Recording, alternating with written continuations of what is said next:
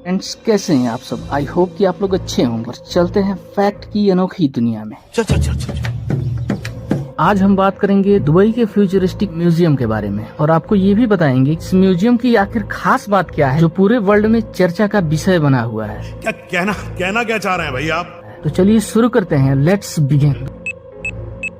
Dubai अपनी आप में इमारतों के लिए जाना जाता है। ये जो म्यूजियम है ये दुबई में बना है और इस म्यूजियम का नाम है म्यूजियम ऑफ फ्यूचर। आपकी जानकारी के लिए बता दें कि इसका उद्घाटन 23 फरवरी को यूएई के उपराष्ट्रपति और दुबई के प्रधानमंत्री शेख मोहम्मद बिन रशीद अल मकतूम ने किया था। ये म्यूजियम लोगों को भविष्य की यात्रा पर ले जाने का वादा करता है। म्यूजियम ऑफ फ्यूचर लोगों के लिए चर्चा का विषय बना हुआ है और दुबई सरकार का कहना है कि इस म्यूजियम में लोगों को साल 2071 तक मनमोहक यात्रा करवाएगी। इस काल्पनिक यात्रा में लोगों को दिखाया जाएगा कि साल 2071 की दुनिया कैसी हो सकती है और उस वक्त की टेक्नोलॉजी कैसी हो सकती है। अगले 100 सालों की यात्रा म्यूजियम में आने वाले लोगों को करवाई जाएगी। आपकी जानकारी के लिए बता दें कि ये जो म्यूजियम है विज्ञान और कला का अद्भुत संगम है। हालांकि म्यूजियम ऑफ फ्यूचर एक म्यूजियम है, लेकिन इसके निर्माताओं का कहना है कि इस म्यूजियम को बनाने का उद्देश्य वैज्ञानिकों और उनके साहसिक विचारों को सजोने का काम करेगा, ताकि उनके साहसिक विचारों को भविष्य के दृष्टिकोण से जीवन में लाया जा सके। कैसा है ये अद्भुत म्यूजियम, चलिए जानते हैं।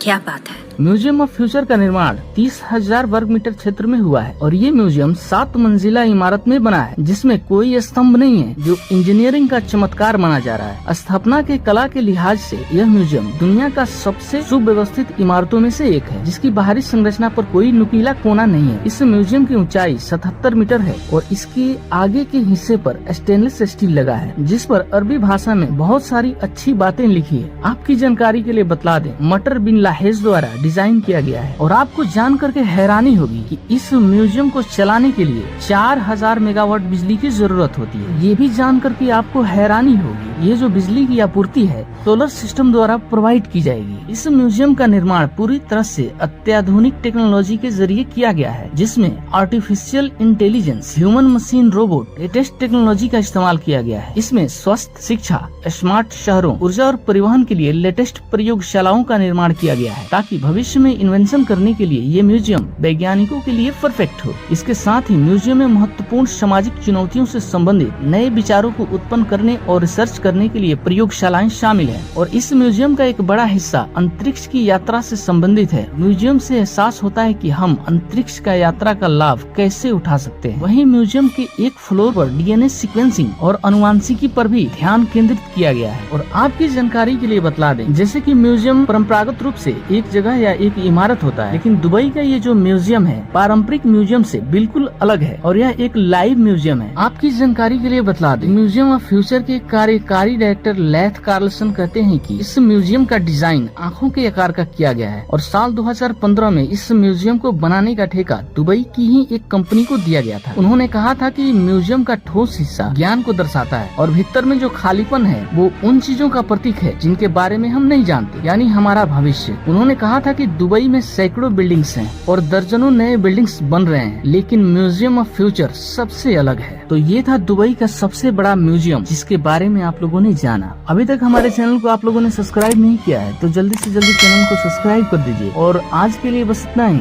फिर मिलते हैं नए नेक्स्ट वीडियो में, तब तक के लिए दीजिए इजाजत।